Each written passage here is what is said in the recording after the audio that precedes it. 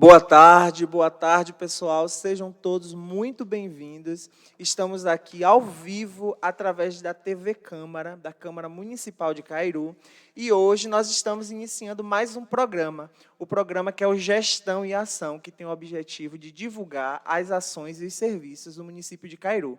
Hoje, especificamente, estamos aqui com o pessoal da saúde, com a Secretaria Municipal de Saúde, para divulgarmos as ações e os serviços no nosso município. Então, sejam muito bem-vindos, fiquem à vontade para comentar através da nossa live, aí no perfil da TV Câmara.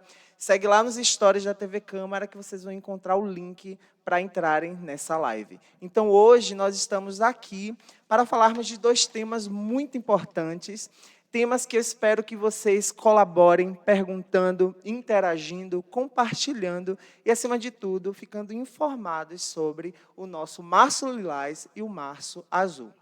No cronograma anual de saúde, que é um cronograma estabelecido pelo Ministério da Saúde, adaptado pelos municípios, nós temos várias ações durante os anos, durante o nosso ano. No mês de março, nós vamos trabalhar de forma mais forte nas nossas unidades o Março Lilás e o Março Azul.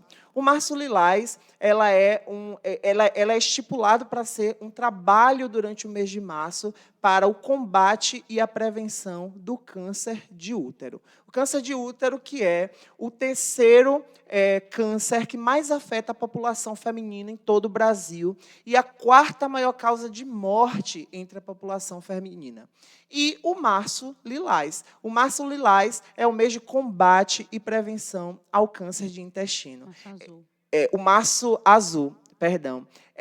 O mês de prevenção e combate ao câncer de intestino. Ele que é uma doença muito silenciosa e requer muita atenção em relação aos fatores de risco, aos sinais e aos sintomas envolvidos. Então, hoje, nós estamos aqui com convidados muito especiais. Nós estamos, como sempre, aqui com nossa querida secretária de Saúde, Janine Fonseca, ela que é enfermeira sanitarista, especialista em saúde pública, saúde da família, gestão em saúde da família, saúde da mulher, ela que lidera a Secretaria de Saúde do município de Cairu e está aqui para fazer colaborações importantes sobre as ações que nós desenvolvemos durante o ano e hoje, mais precisamente, sobre o Março Lilás e o Março Azul. Hoje nós temos também aqui conosco a nossa enfermeira da Atenção Primária à Saúde, das unidades de Turrinha, Canavieiras e Itapuias, nossa querida Leidiane Santana, ela que é especialista em obstetrícia e saúde da mulher, e nós temos também a nossa médica da Atenção Primária à Saúde, aqui da unidade Dr. José Ribeiro Passos, da nossa sede, a nossa doutora Ana Paula Barbosa, ela que é pós-graduanda em emergência pediátrica pelo CDT de São Paulo.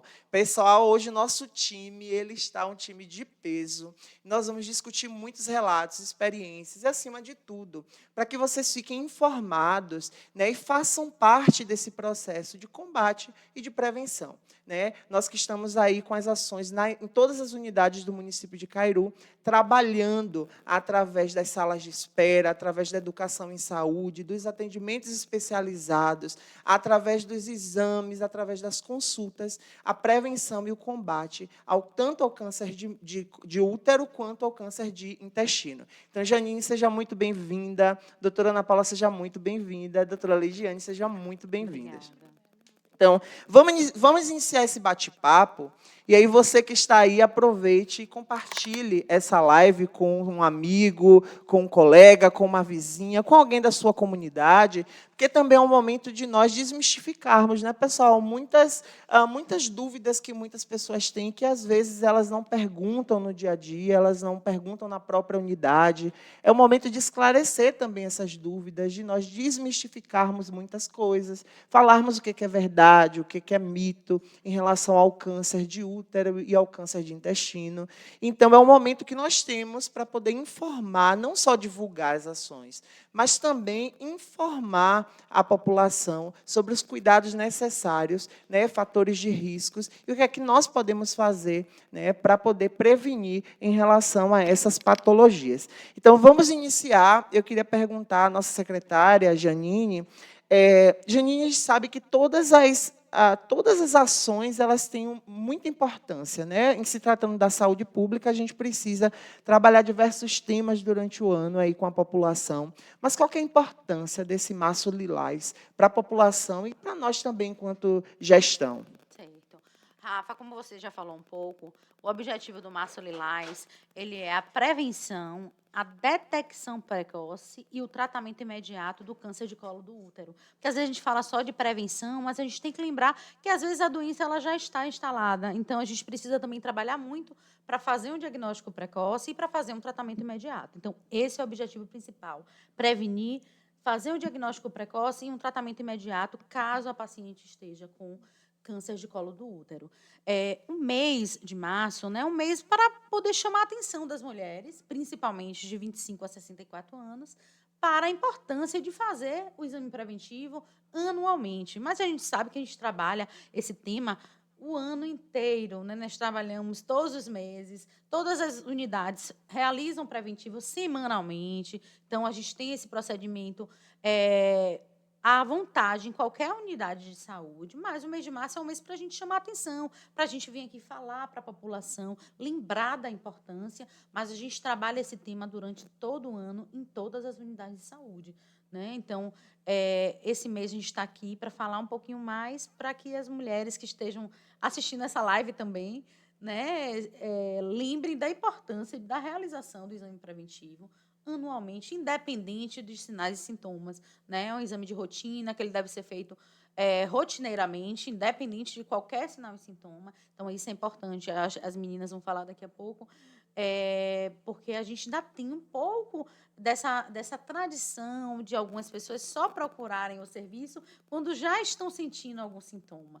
Né? No caso da saúde Perfeito. da mulher, a gente tem ainda uma cultura de algumas mulheres, né, Leide, que trabalha bastante com isso, Paulinha também pode falar mais sobre isso, mas tem muita mulher que fala, esse ano eu não fiz não, porque minha calcinha estava limpinha, eu não tenho nenhum corrimento, e aí vocês vão ver daqui a pouco, quando falar dos sinais e sintomas. Como se fosse, gente, algo opcional, né? Porque a gente sabe que essas Exatamente. mulheres, elas, quando entram, principalmente quando começam uma vida sexual e desenvolvem, né, a vida adulta, é obrigatório que essas mulheres façam, Isso, né? É essencial que elas façam o exame, o Papa Nicolau, que elas façam a isso. coleta. Mas muitas mulheres tratam como se fosse algo assim, um ano eu posso fazer, O outro ano outro não faz. ano, né, eu não posso fazer. Minha calcinha não tem nenhum mau cheiro, não tem nenhum corrimento, Isso. então eu tô livre, né, Isso, por assim Rafa. dizer. Eu gosto sempre de falar sobre isso. Eu já trabalhei bastante na atenção primária, já fui enfermeira de unidade de saúde da família de várias localidades diferentes. E em todas que eu passei, eu sempre tinha algumas pacientes que elas tinham essa mesma fala, né? Elas sempre falavam a mesma coisa. Ô, enfermeira, mas eu não preciso, tá tudo limpinho. E aí a gente vai quebrar aquele paradigma, falar da doença, falar da questão de ser assintomático, de poder ser assintomático por muito tempo. Então, isso não é prerrogativa de não ter o câncer de colo do útero, né? Então, eu gosto sempre de falar, porque tem muita gente que pensa assim ainda, que não ter corrimento, não ter sintoma é não ter a doença. E a gente vai ver que não é bem assim. Perfeito. E continuando falando do nosso Março Lilás, é importante que a gente entenda um pouco sobre a patologia, não é? Porque às vezes a gente acha que o câncer, ele é sempre um tipo de câncer para todos os órgãos, que todo câncer é igual, que as fases desse câncer também é igual em todos os casos. Mas assim, Leidiane, fala um pouco para a gente o que seria, né, esse câncer do colo do útero. Vamos lá. O câncer de colo de útero é uma patologia, uma malignidade que é detectada no colo do útero. Nem sempre existem sintomas, pode levar anos assintomático. E por esse processo de assintomatologia, por esse processo de sintomatologia não existente, as mulheres têm que procurar as unidades, porque elas só vão lá quando tem algum sintoma. Às vezes, muitas mulheres, principalmente no PSF, na Unidade Básica de Saúde, elas só vão quando tem um corrimento. Perfeito. E, às vezes, elas não vão por causa do câncer de colo de útero. Elas vão por causa de uma candidíase, ou porque de uma vaginose, ou porque está com alergia, alguma coisa desse tipo. Não, mas é só uma coceirinha, não precisa fazer o preventivo. Eu só quero que você me passe uma pomada. Eu falo, não, posso passar pomada? Sim, mas eu preciso examinar, eu preciso fazer uma anamnese, preciso ver como é que está seu colo, se é só superficial por fora ou se tem alguma lesão interna. Mas, na maioria das vezes, elas não vão à procura do preventivo para a detecção do câncer de colo de útero. Elas vão quando tem algum corrimento, senti uma dor quando eu tive uma relação. Há uns meses atrás, né, uma colega minha descobriu que ela está com NIC2. Ela tem 32 anos. E ela falou que ela iniciou a vida sexual dela com 14 anos e nunca fez um preventivo. E aí, Nossa. eu conversando com ela, pedi a ela para ela ir. Aí tem 5 meses que o médico, a ginecologista dela, pediu para ela fazer uma nova coleta e até hoje ela não foi. Então, tipo assim, as pessoas não têm a dimensão do quão grave é o câncer de colo de útero. Porque o câncer ele pode não agravar só o colo, só o útero. Ele pode ir para o reto, para a bexiga, para outras partes, na pelve, que é um dos locais que mais dificultoso para a detecção na pelve. Então, eu, como enfermeira da atenção básica, eu trabalho muito isso, né? O porquê fazer o preventivo. É o se cuidar, o se amar, antes de qualquer coisa. Lá onde eu estou, na atenção básica, né, em Turrinhas, Tapuias e Canavieiras, quando eu iniciei na atenção básica, muitas das mulheres falavam, não vou fazer o preventivo com Leidia não, porque ela é daqui da comunidade, não vou. E aí eu fui quebrando, o ano passado eu fiz uma ação no Massa Lilás, fui desmistificando, mostrando que eu não estava ali para ver a parte genital dela, eu estava ali para cuidar e ajudar se caso tiver alguma alteração, se não tiver. E hoje, antes eu atendia uma em um mês. Hoje eu atendo 6, 7 em uma semana. Então, tipo assim, a gente está trabalhando em cima disso para a gente desmistificar esse tabu que é o preventivo. Porque muita gente também tem esse coisa, não preciso fazer não, porque a médica falou que eu só preciso fazer uma transvaginal. Não, eu já fiz a transvaginal esse ano, não deu nada não. Mas a transvaginal, ela não detecta o câncer de colo de útero. Ela detecta outras patologias, mas em si, o câncer de colo de útero só é detectado através do preventivo, que é a coleta das células para diagnosticar se tem alteração ou não. Perfeito, Leidiane. E uma falação muito importante é que, às vezes, essas mulheres, elas vão até a unidade de saúde, elas estão ali usufruindo de um determinado serviço ou participando de uma consulta com a enfermeira, com a médica, e às vezes, ela não apresenta sinais e sintomas assim, específicos da patologia. Porque a gente sabe que, em um determinado momento, alguns sinais e alguns sintomas, eles podem se confundir, inclusive, com sinais e sintomas de outras patologias, né? E aí, essas mulheres, elas chegam com sinais e sintomas, muitas vezes inespecíficos, como você falou, às vezes ela até pode estar com uma suspeita de uma candidíase, ou uma candidíase de repetição, ou uma vaginose, por exemplo. E aí, através do preventivo, com a coleta desse muco, é que vai descobrir, por exemplo, a presença dessas células, né, do câncer. E aí, existem sinais, sintomas, assim. Quais são os sinais e sintomas que nós precisamos ficar atentos em relação, né, não só ao diagnóstico, porque não se fecha um diagnóstico através somente de sinais e sintomas, né? Mas quais são esses sinais, esses sintomas que falem assim, olha, mulher, vamos ligar aí essa luzinha vermelha, vamos procurar a ajuda médica, a consulta, porque a gente sabe que precisa ser de rotina, né? Não só quando apresentar um sintoma, mas se apresentar um sintoma, óbvio, ela precisa também procurar. E aí, quais são esses sintomas, por exemplo? Isso, só antes de você falar dos sintomas, vale lembrar que dentro do Ministério de Saúde e dentro da UBS, a gente busca sempre a prevenção. A ideia é que a mulher faça a ID negativo mesmo. Perfeito, isso mesmo. Rastrear é detectar alguma doença que a gente tem o que fazer por essa mulher. Então, se existe o exame, é preconizado de tal tempo a tal tempo estar fazendo, é para prevenir que essa doença chegue e, caso ela chegue, seja tratada e resolvida. Perfeito. O rastreamento serve para isso. Perfeito, Né? maravilhoso. De início, nos níveis iniciais da doença, não tem um sintoma específico, só quando já está em um nível mais avançado, na maioria das vezes no NIC 2 ou 3, que já está praticamente o câncer instalado. No NIC 1 iniciado, você vai sentir cólicas, durante o ato sexual você pode sentir um desconforto, um sangramento, mas não com tanta intensidade quanto no NIC 2 ou 3. Porque quando está nesse estágio do NIC 2 ou 3, já está praticamente... No NIC 3 já está o câncer instalado. E no NIC 2 é o início do câncer. Então, pode ter sangramento nesse estágio aí consecutivamente nas relações sexuais. Após vai ter um sangramento e vai sentir muito desconforto, né? Desconforto não, resumidamente dor no ato sexual. Pode ter corrimento amarelado, que pode ser confundido com tricomoníase ou com vaginose, por causa do odor e da cor do corrimento. E como é que eu posso falar? A vagina em si, ela começa como se ela tivesse flácida. Interessante. Mas não é uma flacidez que você pode sentir. Isso a gente consegue ver através do preventivo, que fica como se a pele interna da vagina estivesse friável.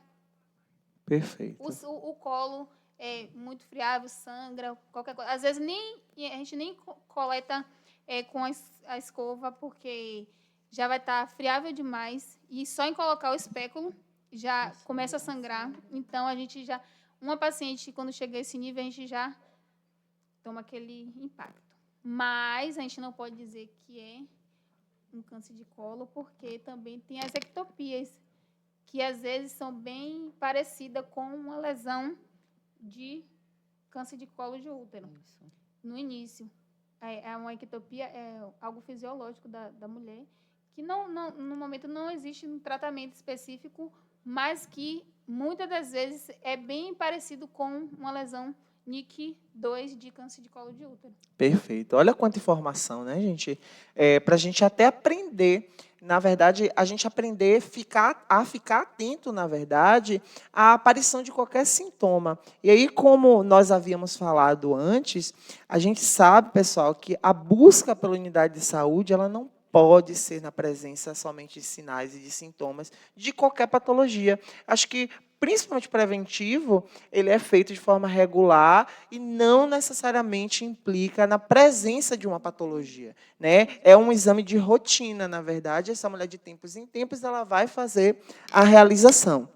E aí, puxando o gancho, a gente precisa falar desses riscos, já que a gente está falando aí da quarta maior causa de morte entre as mulheres, e a gente sabe que o maior risco para essas mulheres é o risco de morte, né? Então, esses riscos, para além desse risco extremo, né, que é o risco que não só o câncer, mas qualquer outra patologia de uma ordem assim tão devastadora pode causar, quais são outros riscos que essas mulheres podem apresentar? O índice de maior risco são mulheres que iniciam a vida sexual muito cedo, que têm vários parceiros e que são infectadas pelo vírus do HPV, o papilomavírus humanos. Esse é um dos maiores índices de câncer de colo de útero. São pacientes que, em algum estágio da vida, entrou em contato com o HPV. Principalmente as mulheres que têm o HPV 16 e 18, que esses são os mais a maior probabilidade de câncer. São nesses dois níveis. No SUS ainda não tem essa disponibilidade, mas hoje, em alguns estudos, já foram promovidos alguns exames para a detecção de HPV, os níveis, vamos supor. Uma paciente teve HPV, ela vai fazer um exame, e nesse exame vai ser diagnosticado qual os tipos do HPV que ela tem, Sim. qual a probabilidade de ela ter um câncer ou não. No SUS, espero em Deus que já chegue, mas já tem, né, uma fácil detecção, porque não precisamos esperar chegar a um câncer instalado. Então, ela vai fazer esse exame e vai diagnosticar o vírus do HPV antecipadamente, sem precisar levar a um câncer. Hoje, eu sempre falo, né, as mães, principalmente as mães que... Hoje a gente vive numa sociedade que as meninas adolescentes iniciam a vida sexual muito cedo. E tem muito esse tabu de não fazer um preventivo, de não levar no médico. Então, tipo assim, vários e vários estudos mostram que quando você se inicia a vida sexual muito cedo, a maior probabilidade de você ter uma patologia como uma IST ou um câncer de colo de útero é bem maior. Então, fica o alerta para as mães que as filhas já iniciaram a vida sexual, levar no postinho ou levar no médico. Se não quiser ir no postinho, vai numa consulta, leva fazer.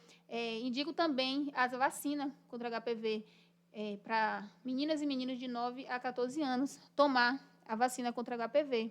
E para as mulheres que meninas que já estão numa vida sexual ativa, eu também indico que as mães possam fazer um esforço. Eu sei que é um pouco caro para as meninas de 16, 17 anos, mas podem tomar também a vacina contra o HPV. Mas no SUS ainda não está disponibilizando para essa idade, mas...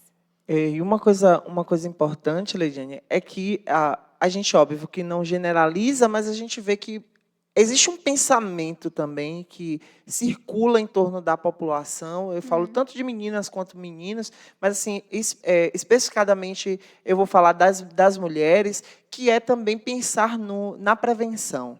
Né? E aí a gente vê que como essa vida sexual ela se inicia de forma mais precoce hoje, muitas meninas elas estão preocupadas, por exemplo, em não desenvolverem uma gestação. E aí elas vão na unidade de saúde, elas tomam anticoncepcional ou fazem um implante hormonal, não sei qual que é a forma, né, de hormonioterapia mesmo, para não engravidar. Mas aí é preciso também pensar, principalmente aquelas que têm múltiplos parceiros, sobre o uso do preservativo. Né, porque a gente está falando do HPV, que é um dos causadores, né, do câncer de colo de útero. Então, pensar na questão da prevenção para além da gestação, no caso do câncer de colo do útero, é muito importante. Porque aí eu sempre falo, quando eu estou lá com as meninas, que eu vou fazer alguma ação ou alguma palestra, eu digo, olha, por que não essa mulher andar com um preservativo na bolsa? Né? Porque a gente fala, não, mas o rapaz não veio para a relação sexual, não trouxe o preservativo, e aí vai fazer como na hora H? Né? Nem sempre tem uma unidade de saúde ali pertinho, um mercado. Então, assim, é importante, existe o preservativo feminino, né, que o uso é muito menor do que o masculino, mas eu posso, enquanto mulher, carregar na minha bolsa um preservativo masculino, um feminino, né, também para eu pensar na prevenção do câncer do colo do útero, pensando aí nessa viés do HPV. E, Rafa, antes de você passar para o próximo ponto, eu acho que a gente precisa reforçar muito essa questão da prevenção. A questão do uso da vacina, né, nos adolescentes de 9 a 14 anos, como o Leide já falou, em dose única, e também o uso do preservativo, como você falou. E, assim, são ambos, eu acho que a gente consegue trabalhar muito isso no programa de saúde da escola, né, com as crianças ainda, os pré-adolescentes. Por quê? Porque essa vacina é uma vacina contra HPV, ela é quadrivalente, então ela acaba pegando os vírus 16 e 18, que é o maior causador do câncer de colo do útero.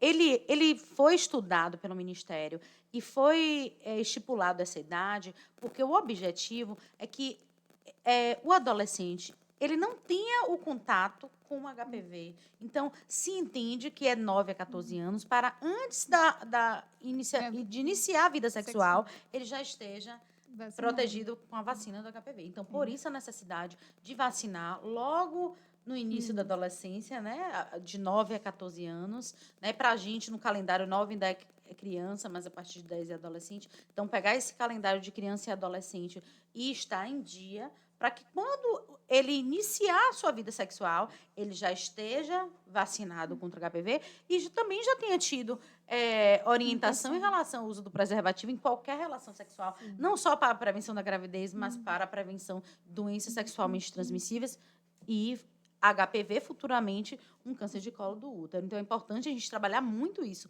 em todas as unidades de saúde, a importância da vacinação do HPV, fazer vacinação extramural, não esperar só o adolescente vir até você na unidade tomar vacina. A E gente, como um assim, profissional de saúde, como enfermeiro, como técnico, como médico, profissional de saúde, a gente precisa correr atrás desse adolescente. Vai lá no SUS, eu tenho quantos adolescentes na minha área? Cadê? Quem foi que já tomou HPV? Quem não tomou? Vamos fazer uma busca ativa. A gente também não pode ficar só na unidade esperando a população nos procurar. A gente precisa procurar. Vamos, procura a escola, faz uma ação na escola, com autorização dos pais. Ou então faz vacinação de casa em casa nos adolescentes que ainda não foram. Então, a gente precisa pensar nisso também. Sair um pouco da nossa zona de conforto e correr atrás do paciente, porque isso, quando alguém é vacinado contra essa vacina do HPV, né, ela está prevenindo para ela e está prevenindo para outras pessoas também, né? Então, é sempre bom a gente falar sobre isso e reforçar a importância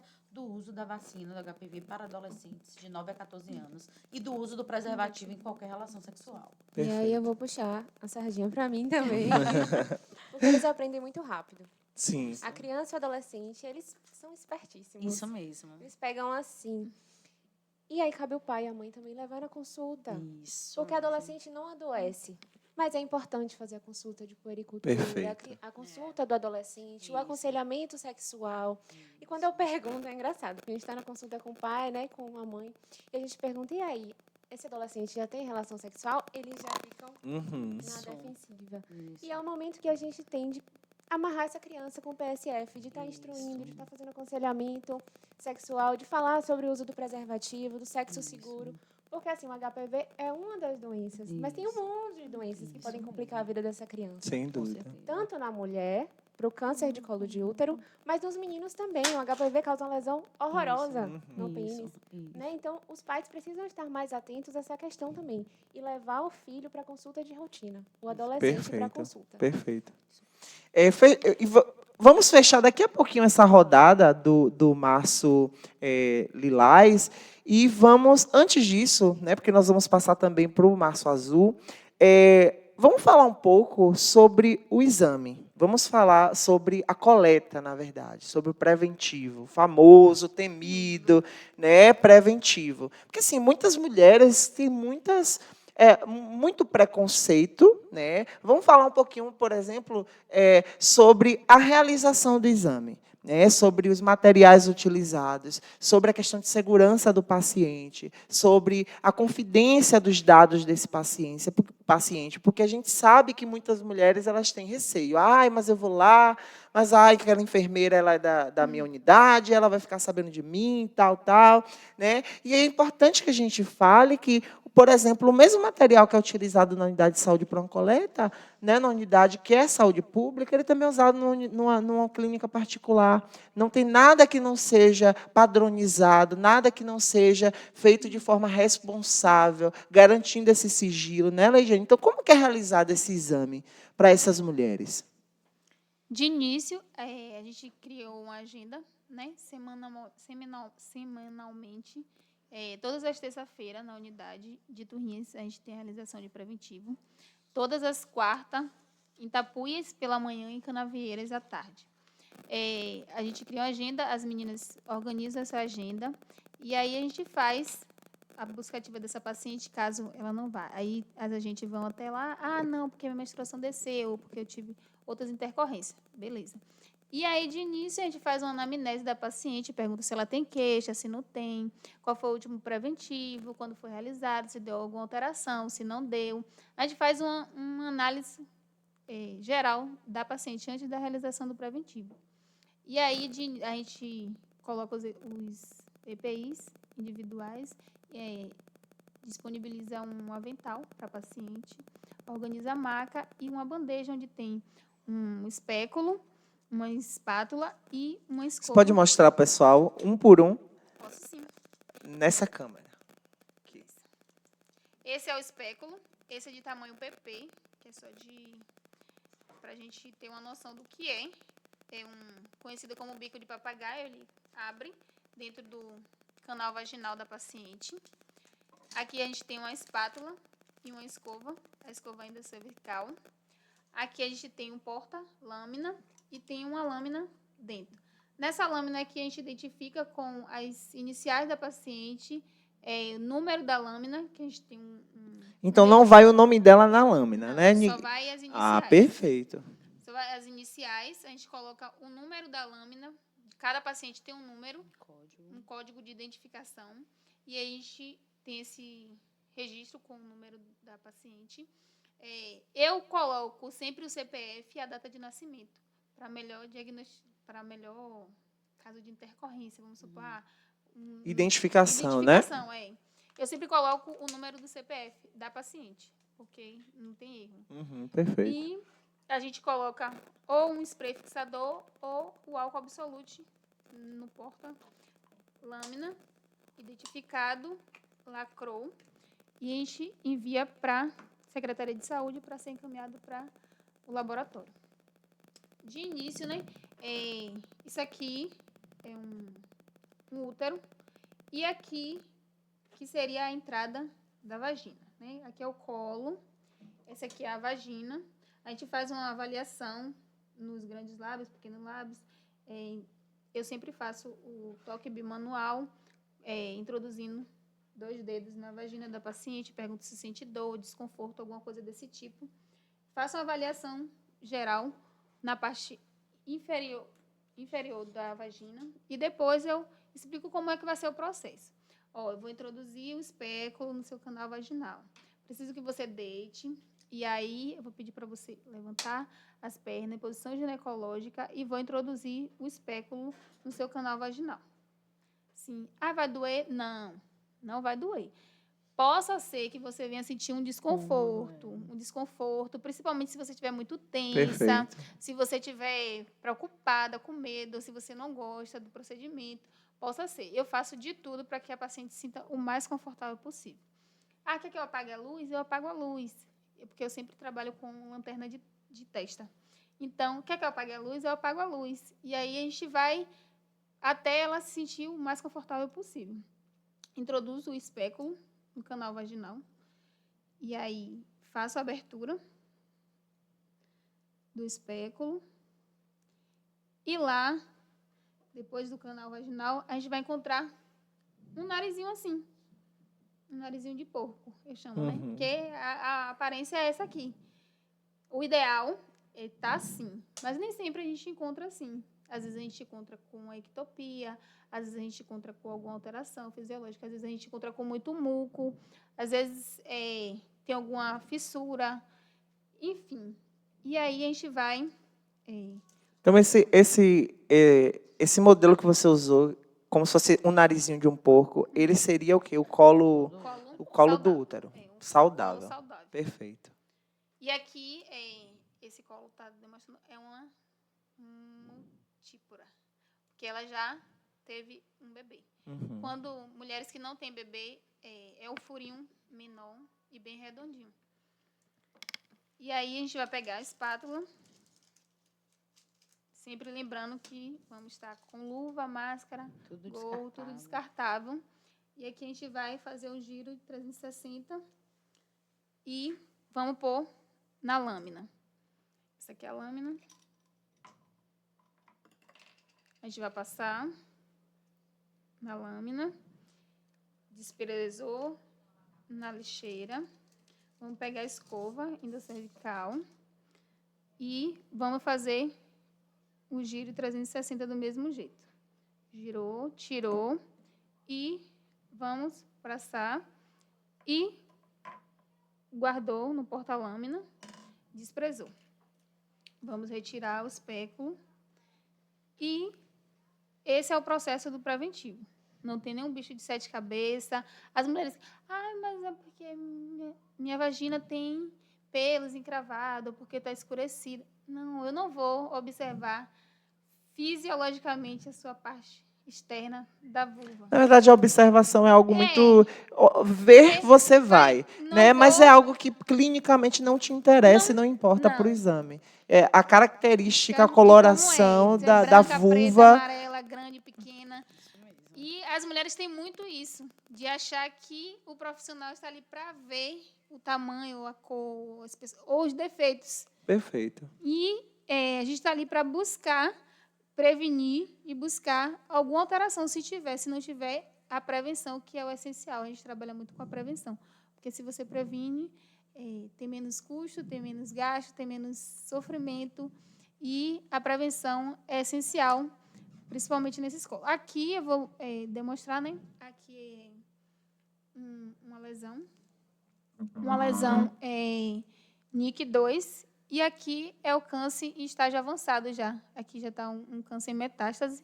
Olha a diferença, vocês podem ver. Aqui a gente sabe que é uma demonstração, mas é para você ver bem a diferença de um para o outro. E mulheres, que eu peço, né? Que não se apeguem a isso de eu não vou fazer o preventivo porque eu não tenho nenhum corrimento, nenhuma alteração. Vá, faça. Se você fez 1 ano, fez 2 e não deu alteração, você pode, sim, ficar até 2 anos sem fazer, sem realizar. Eu não indico, porque 2 anos são muito tempo para você ficar sem saber como é que você está. Até porque você tem uma vida sexual e você não sabe se seu parceiro só tem uma vida sexual com você. Isso é muito importante a gente tratar, porque, às vezes, eu sou casada, mas eu não tenho um corrimento, não tenho nada. Mas você não sabe se seu parceiro realmente é fiel a você. Se ele não tem outra parceira, outro parceiro. Então, eu peço sempre que elas vá todos os anos. Acho que não custa nada. Tira um tempo para se cuidar. E é uma vez ao ano, né? Uma vez ao ano. Então, eu peço sempre que elas retornem com 1 ano. Eu sempre peço. Quando eu vou dar o laudo da paciente, eu sempre coloco em cima a próxima retorno, data, o né? retorno. E grifo com um marca-texto. Mês tal, eu quero você aqui. Aí, sempre quando está próximo, eu peço sempre para as agentes sinalizar, avisa fulano que no próximo mês ela tem que fazer o retorno do preventivo. Perfeito. Isso, assim, 2 anos, a gente fala porque existe um tempo para desenvolver uma lesão desse tipo. Pode haver infecção, mas para desenvolver o câncer, existe um período para a transformação daquela célula. Isso em todos os cânceres. Sim. Né? Mas não custa também passar na unidade, falar com a enfermeira, com a médica, vamos passar o espéculo, vamos ver como é que está, estou com corrimento tal, vamos ver como está o aspecto do colo. Não necessariamente coletar o exame se não estiver dentro do período, né, estipulado, mas passar na unidade para ter essa conversa com as pessoas que têm contato com isso todos os dias.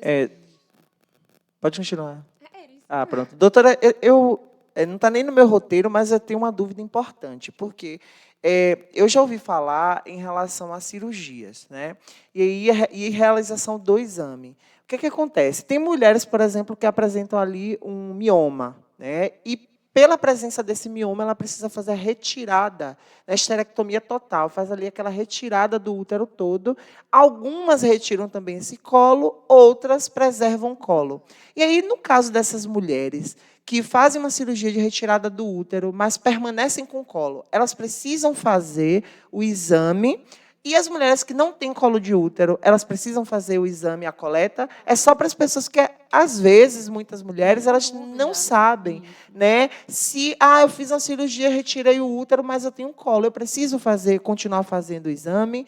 E aquelas que retiram o colo do útero também, ela precisa continuar realizando o exame, até porque essa coleta a gente sabe que é feita lá no colo do útero. Se não tem colo, não tem onde coletar, né? Aí não seria uma coleta citopatológica. Seria uma coleta de secreção para ver se tem alguma alteração. A não ser que, tipo assim, a paciente, eu estou com corrimento, mas eu não tenho mais o colo, não tenho. Não, a gente vai fazer uma coleta para fazer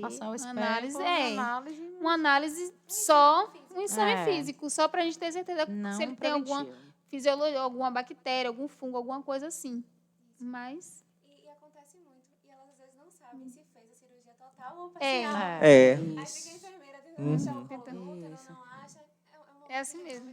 Perfeito. É importante você falar isso, porque a gente está falando aqui de prevenção do câncer do colo do útero, mas tem muitas mulheres que não têm mais o útero, mas que têm alguns sintomas que precisam passar por uma avaliação ginecológica, né? Por uma avaliação, passar o espéculo, fazer uma coleta de líquido vaginal. Então, é importante, se ela está sentindo sintoma, mesmo que ela não tenha mais o colo do útero, não vai estar ali fazendo a prevenção, a detecção precoce, a prevenção do câncer de colo do útero, mas está ali, tem outras infecções que ela precisa precisa também detectar. Então, independente dela ter colo ou não, se ela tiver se for sintomático, ela tem que procurar um profissional para fazer Muito bom. um exame. Perfeito. Mesmo Então, porque cada infecção tem um aspecto, tem um cheiro, tem uma cor. E quando a gente passa espéculo, pensava que era uma coisa, É outra. E resolve ali na hora. perfeito. Tanto que as mulheres dizem, não, tô com corrimento branco. Só que aí quando você abre o espéculo, tá lá amarelado. Isso Aí mesmo. porque na visão dela, ela viu branco. Só que, se você for pela anamnese do que ela tá falando, e não observa, você trata uma coisa, sendo que é outra Isso coisa. mesmo. Perfeito, perfeito. E a gente sabe que em todo o território nacional, existem ações voltadas à prevenção e o combate do câncer de colo de útero. Mas vamos falar um pouco, vamos estreitar esse gargalo para a gente falar do nosso município, né?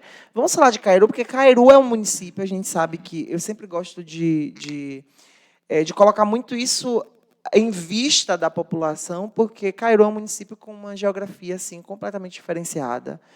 Por ser um arquipélago, a gente enfrenta muitas dificuldades territoriais, né? Muitas influências, inclusive culturais e tudo mais, sociais.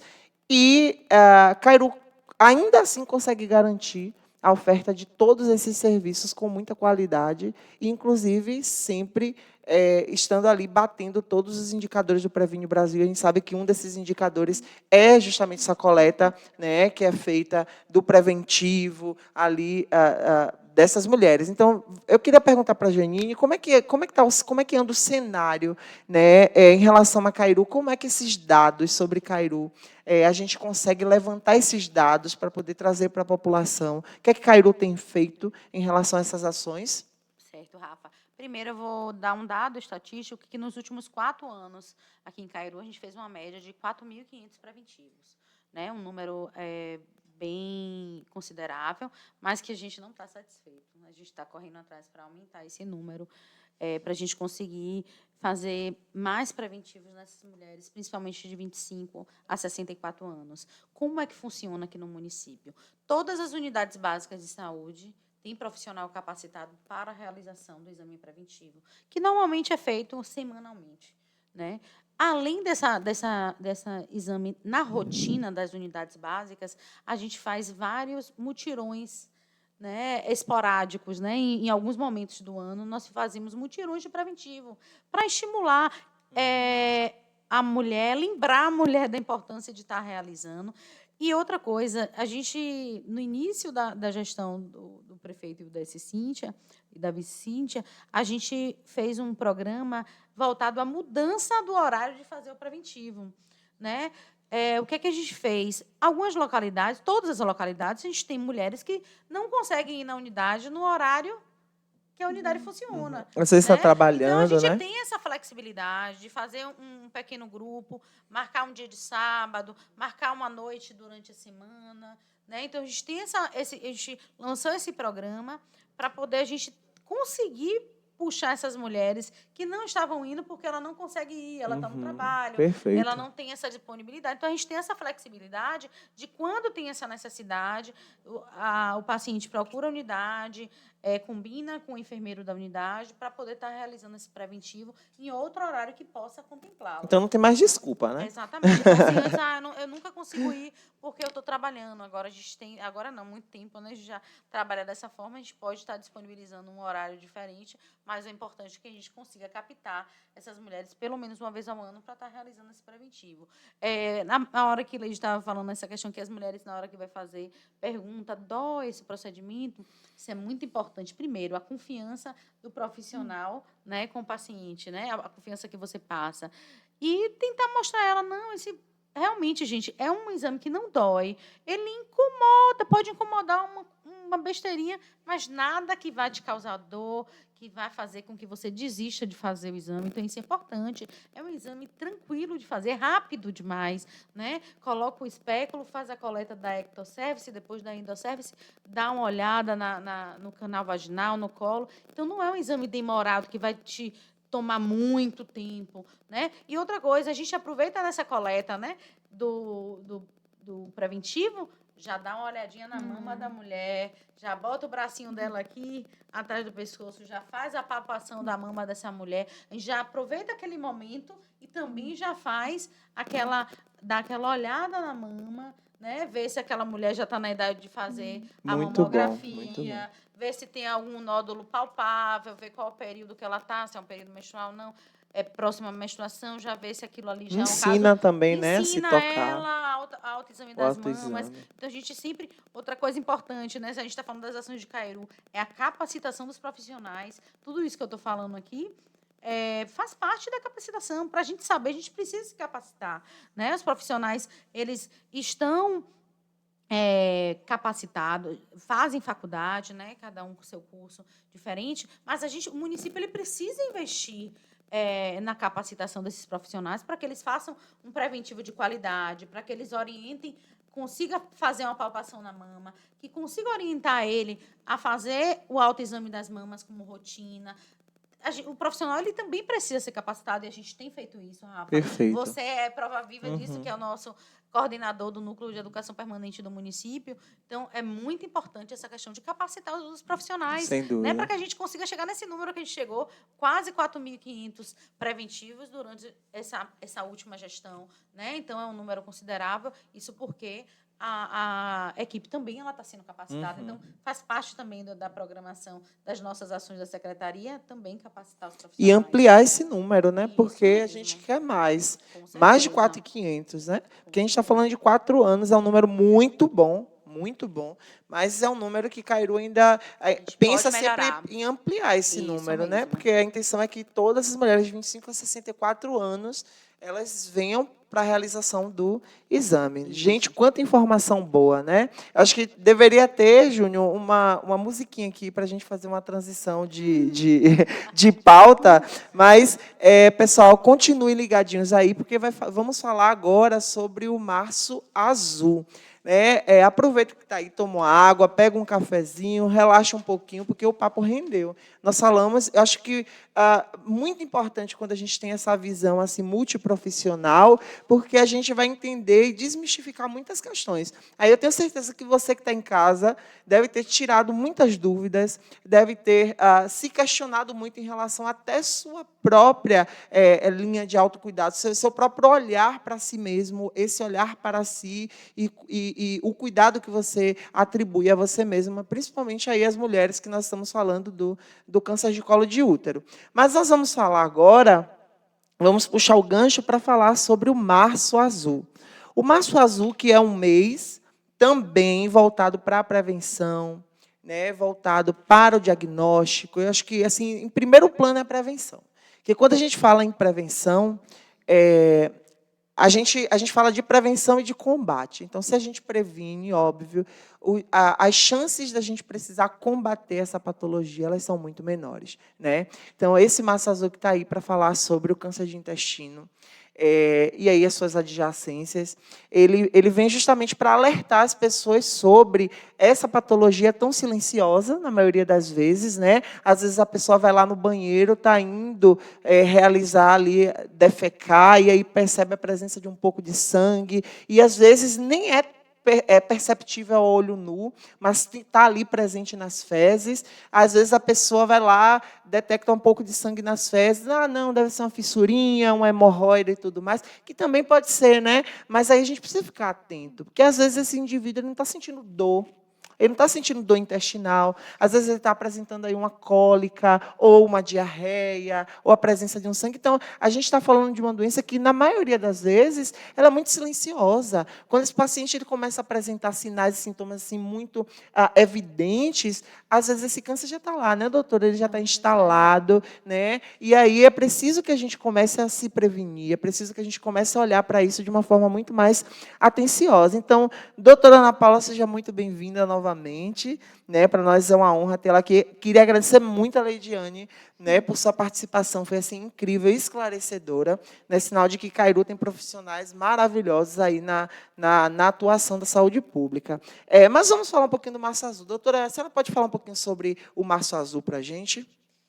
Sim, o Março Azul, como já falou, do Março Lilás, é um momento de evidenciar de você trazer à luz determinada patologia. Mas isso é o nosso feijão com arroz todo dia nas unidades.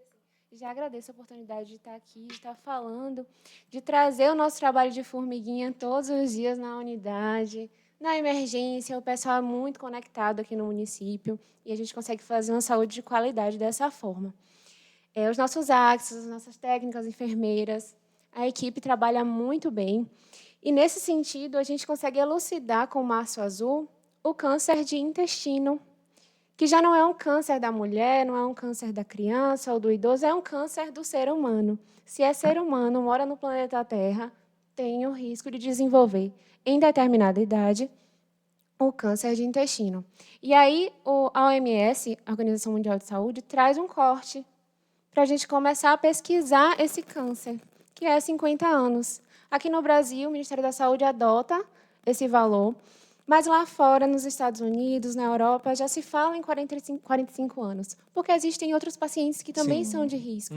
Pacientes que têm, por exemplo, uma doença intestinal inflamatória, uma Crohn, precisa começar a investigar um pouquinho antes. Tem 10 anos de diagnóstico, vamos investigar câncer de intestino. Aí fica de fora alguns pacientes, né, como diverticulite, não precisa se preocupar. Mas pacientes que têm um familiar próximo, que teve a patologia, precisa investigar 10 anos antes desse caso o índice na família. Não é um avô, um tataravô, um primo distante, não, um familiar próximo. E, nesse sentido, a gente começa a falar de uma doença que é silenciosa, como você disse. E, quando faz esse corte de idade, começamos a pesquisar em pacientes que são assintomáticos, que é o nosso sonho, diagnosticar esses pacientes antes deles apresentarem os sintomas. É o sonho de toda a equipe.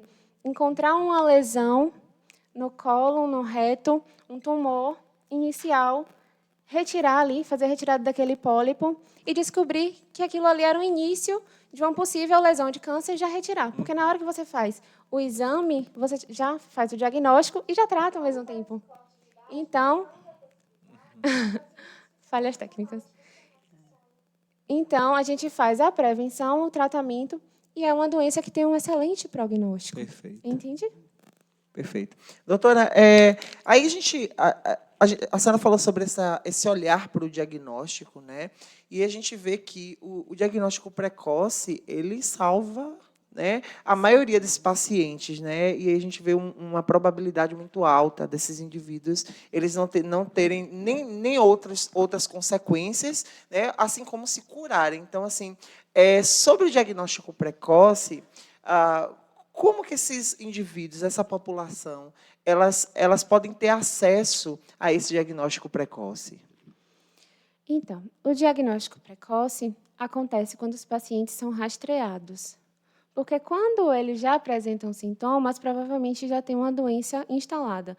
Nem sempre é um câncer, né? Por isso a importância de fazer a pesquisa de sangue oculto nas fezes, de fazer a colonoscopia como triagem, que é um exame mais caro, mais dispendioso. O paciente precisa ficar internado, precisa de anestesia. Não é simples. Por isso que a gente passa também pela pesquisa de sangue nas fezes, que é um exame simples, barato e que dá para triar todo mundo. E o toque, quando necessário, o toque. A gente faz essa triagem a partir de 50 anos e, como eu falei, nos pacientes mais jovens que têm a doença intestinal, para identificar as lesões precoces, os pólipozinhos que podem ser retirados. Esse pólipo ele pode estar em todo o intestino, pode estar na região do seco, do ânus. O intestino nosso é um tubo, né? Então, ele pode estar em todo o intestino. E quando o paciente apresenta sintomas como sangramento, como as fezezinhas mais finas, afiladas, em fita, anemia, perda de peso, uma constipação, ali já pode ser um tumor maior instalado. Perfeito. Olha quantos detalhes a gente precisa ficar atento, né? Isso. Doutora, e assim, como que a gente vai classificar esses indivíduos dentro dos fatores de risco dele? Porque a gente sabe que existe uma questão etária que pode que existe uma faixa etária ali onde essa atenção ela é muito mais redobrada, mas existem outros fatores de risco também que podem estar envolvidos no surgimento de um câncer de intestino ou ali de regiões próximas ali do intestino. Então, quais são esses fatores de risco? O que é que a gente precisa atentar em relação a eles? Sobre os fatores de risco, a notícia boa é que são fatores que dá para a gente mudar. Perfeito. Nem tudo que é câncer é hereditário, como as pessoas pensam, né? Existem fatores de risco muito importantes que as pessoas não conseguem atrelar com facilidade, como a alimentação. É muito fácil chegar no mercado e comprar um embutido, um enlatado, um alimento pronto, que a gente chega em casa, abre a embalagem e come. No corre-corre, muita gente faz isso. Além do mais, é um alimento barato. A alimentação inadequada é um fator de risco. A obesidade é um fator de risco. Sedentarismo. Então, tudo aquilo que a gente fala dentro da sala, do postinho, não é conversa de médico, não é conversa de enfermeiro, faz parte dos fatores de risco para várias doenças. Sim. E uma delas, o câncer de intestino. Tabagismo, etilismo e o parente próximo que tenha desenvolvido a doença. Perfeito. Ou alguma doença intestinal inflamatória que venha levar a um alerta para a gente começar a investigar mais cedo. Perfeito. E aí vamos falar a gente falou do cuidado, da prevenção, né? Mas vamos pensar em uma situação em que essa patologia ela já está instalada. O indivíduo foi diagnosticado, né, com câncer de intestino. E aí, como que é feito esse tratamento? A gente sabe que esse tratamento ele pode variar muito também, a depender da extensão, né? Enfim, de uma série de fatores. Mas, assim, de uma forma geral, esses indivíduos eles vão ser submetidos a quais terapias? Como é que esse tratamento ele se dá? É muito diverso o tratamento. Depende da fase, depende da idade, depende da extensão da lesão, depende se tem metástase, se não tem. Tá? De forma geral, no cólon, por exemplo, a gente pode fazer a ligadura dos vasos que irrigam aquela região do tubo intestinal e ali delimitar a lesão. É um dos tratamentos. O que a gente nunca faz no câncer de cólon é a terapia NEL, que é aquela quimioterapia antes de fazer a remoção cirúrgica. No cólon, a gente sempre faz a abordagem cirúrgica. Pode ser essa abordagem de isolar aquela parte do intestino, e ali já é o tratamento. E pode ser uma abordagem que as pessoas precisam usar aquela bolsa, como o Preta Gil evidenciou muito bem nos últimos tempos, né? Você faz a ligação com a parede intestinal e cria um novo trânsito para as fezes. Isola o reto. Pode ser uma coisa definitiva, ou pode fazer a reabordagem depois. E nesse sentido, também, se tiver metástase, vale falar que o câncer de intestino tem um prognóstico maravilhoso.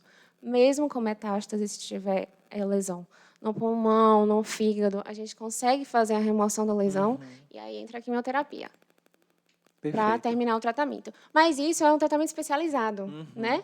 Vai fazer o procedimento cirúrgico. O que a gente quer é que a lesão seja identificada inicialmente como um pólipozinho intestinal, viu na colonoscopia, passou a câmerazinha lá, o paciente fazendo o exame, o médico ele vai fazer a retirada daquele pólipo, manda para o estudo e vem a resposta. O pólipo é ok, está ok. Pronto, o paciente está tratado. Esse é o nosso sonho.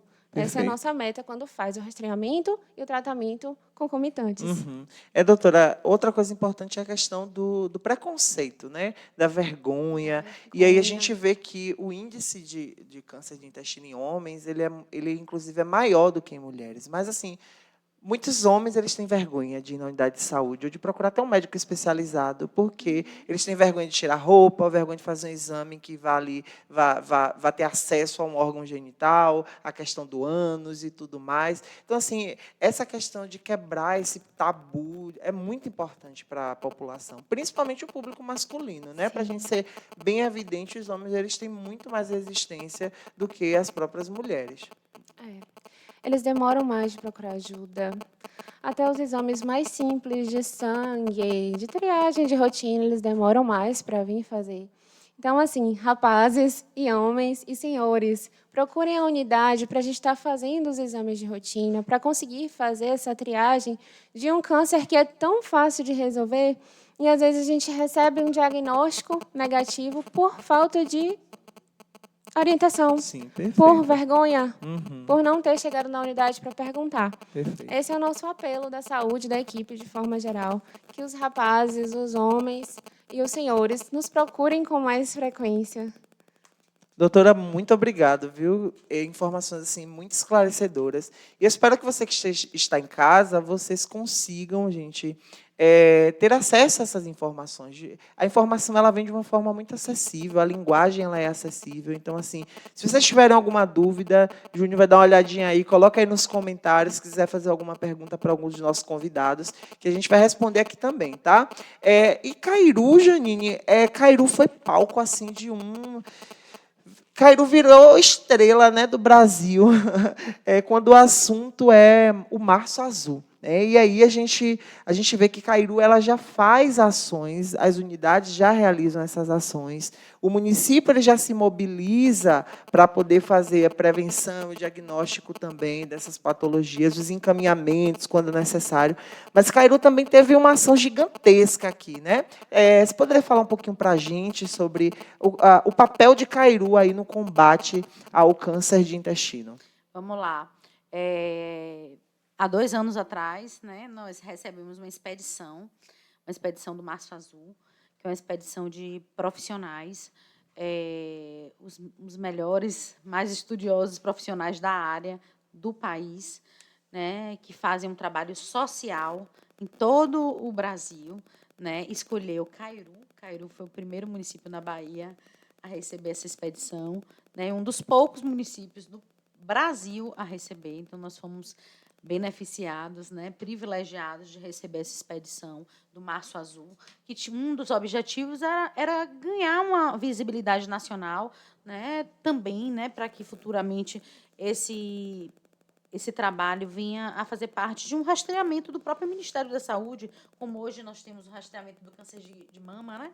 Então, um dos objetivos desse Março Azul, do programa Março Azul, foi realmente também ganhar visibilidade para que futuramente a gente consiga colocar dentro dos programas do Ministério da Saúde, né, o rastreamento do câncer de intestino, né? Então, um dos objetivos foi esse.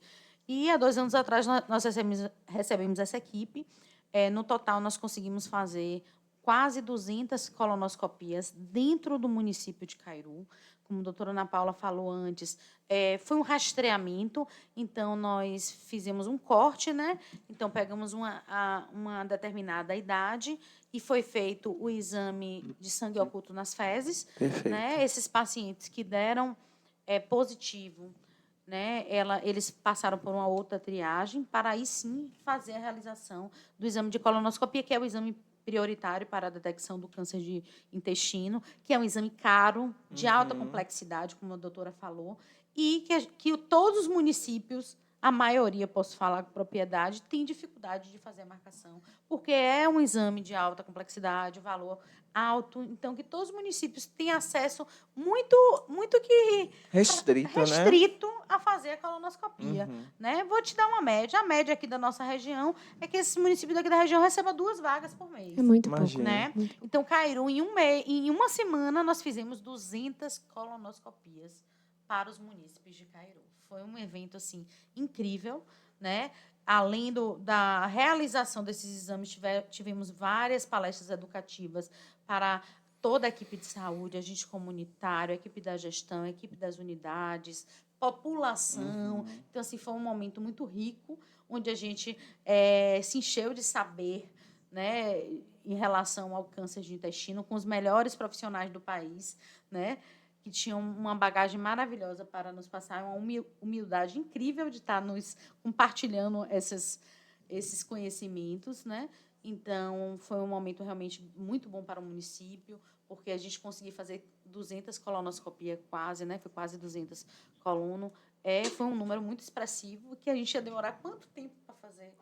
Foi um show, a população Com certeza. foi de rastreada. exames, né? Então, foi um rastreamento. Nós fomos beneficiados com esse rastreamento.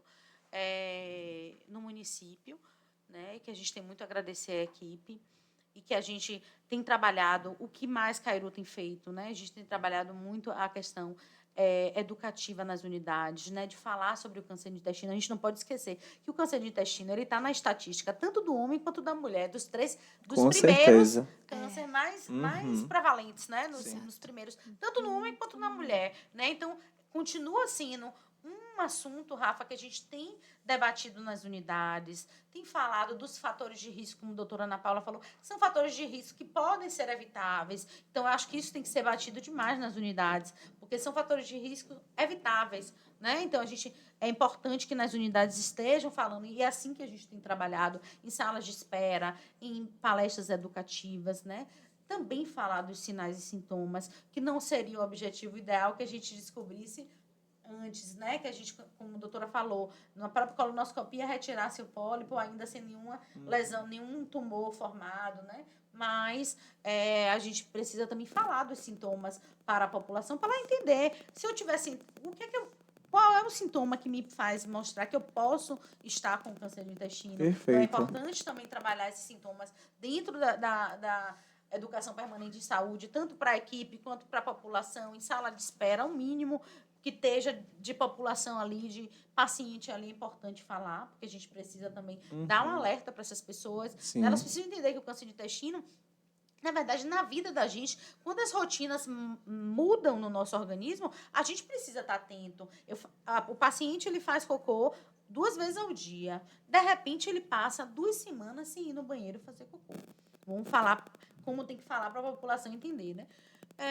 Tem alguma coisa errada, precisa ser investigado. Pode não ser nada, pode ser uma medicação que ele esteja tomando, pode ser uma alimentação que mudou, mas precisa ser investigado. Então, qualquer rotina que acontecer de mudança no organismo da pessoa, ela precisa ter atento. Então, aquela pessoa, como a doutora Ana Paula falou, que vai frequentemente na unidade, que pelo menos uma vez ao ano faz seus exames de rotina, que passa por uma consulta médica de rotina, ela vai ter essa consciência, porque a médica vai conversar, vai dar alguns toques, e aí ele já vai saber que essa mudança de rotina, ela precisa ser avaliada, né? Não estou dizendo que precisa todo dia para o médico, toda semana, mas qualquer ser humano, ele precisa de uma avaliação anual, E os de exames homens? básicos, e se tiver sintomas diferenciados, precisam ser avaliados. O câncer de intestino é dessa forma, e tem que ter uma atenção um pouco maior, porque é um exame, o exame de detecção é um exame de alta complexidade e que a população ela não vai ter a facilidade de fazer, como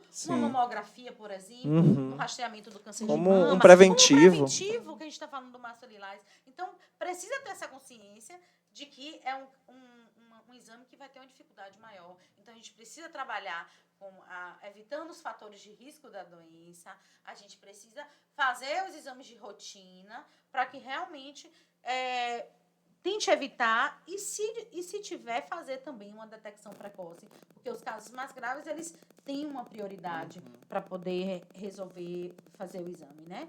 Então, é importante lembrar do Março Azul, porque realmente foi um marco aqui no município. Nós fizemos 1.700, quase 1.800 exames de sangue oculto nas fezes, numa população, né, num corte de população. Então, foi um número muito expressivo. Nós fizemos um rastreamento em 1.700 pessoas. Né?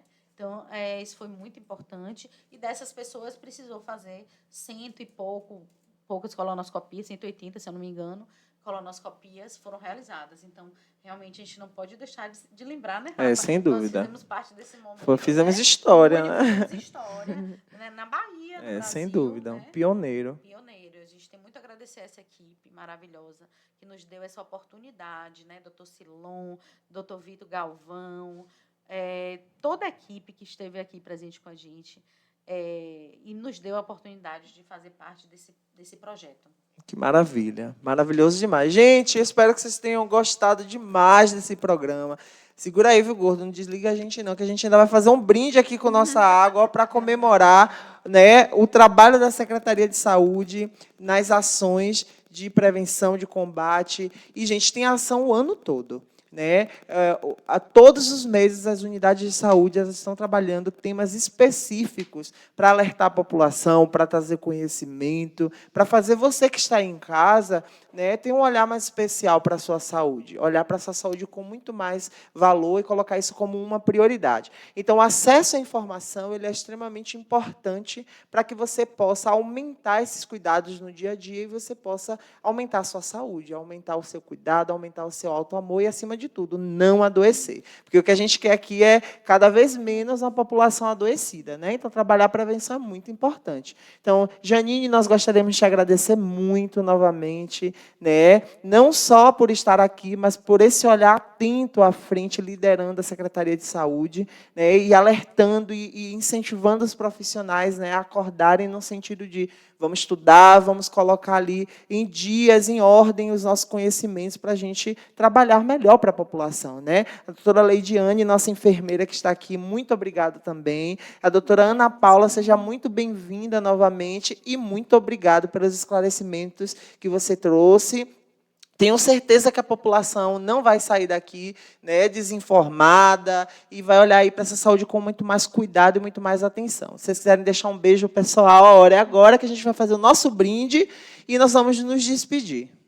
Eu gostaria de agradecer mais uma vez à Câmara Municipal de Cairu, né, agradecer ao nosso presidente Picuí e todos os vereadores, né, por essa oportunidade de a gente estar aqui falando um pouquinho de saúde e falar um pouquinho também das ações da Secretaria de Saúde. Então, muito obrigado a todos os vereadores, em especial, né, nosso presidente Picuí, muito obrigada pela oportunidade. Agradecer sempre a nossos companheiros, Júnior, Tiaguinho, que está sempre com a gente aqui, nos dando essa oportunidade, nos ajudando a passar um pouquinho do conhecimento que a gente tem, mostrando também nosso trabalho. Então, só gratidão. Obrigada. Eu queria agradecer a secretaria que tem feito um trabalho assim brilhante dentro de Cairu, que é um arquipélago com todas as limitações de logística, mas a nossa saúde é como poucas na região. Agradecer ao prefeito também por estar de olho à saúde. É um privilégio trabalhar no município. Dizer que Jean é uma querida, é amiga, é parceira, está no nosso pé, está grudado o tempo todo, propondo ação, ela não para. Gratidão. Então, vamos lá, vamos fazer o nosso brinde para a gente encerrar? Isso aí. Um brinde aqui para a gente, um brinde a você para cuidar da sua saúde. Esse foi mais um Gestão em Ação, um programa da TV Câmara. Transferência e inovação a serviço do povo de Cairu. Um forte abraço a vocês. Tchau, tchau.